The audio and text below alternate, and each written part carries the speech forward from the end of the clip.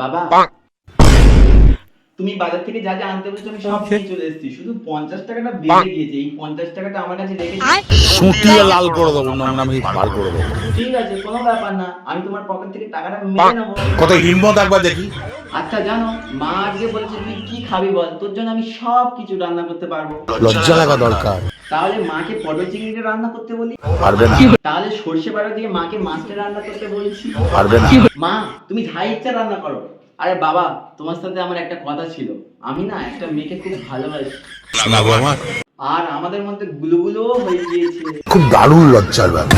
মেয়েদের বাড়ি থেকে সবকিছু জানে, কোনো প্রবলেম নেই। লজ্জা লাগা দরকার। আরে তুমি আগে শোনো, ওই পাড়ায় একটা মেয়ে থাকে না, দারুণ দেখতে, হেভি ফর্সা করে, আরে ইনস্টাগ্রামে ভিডিও করে, তুমি চেনো না? জবেদা, জবেদা, একদম হেভি হেভি। মুখটাই কোন কথা বলতে পারে না, কথা আটকে যায়, ম্যায় ম্যায় ম্যায় ম্যায় করে গায় গায় গায় গায়। বাবা তুমি ওদেরকে একবার বলো না, আমি ওকে ছাড়া একদম থাকতে পারবো না। খুব কষ্ট হচ্ছে বলো। দেখো, তুমি এই বিয়েতে না যদি রাজি হও, আমি পালিয়ে বিয়ে করবো বলে দিচ্ছি।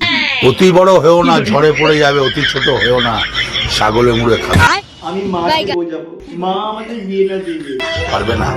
দেখো, তোমরা আমার কথা না যদি শোনো, আমি বাড়ি থেকে চলে যাবো বলে দিচ্ছি। চল যাও।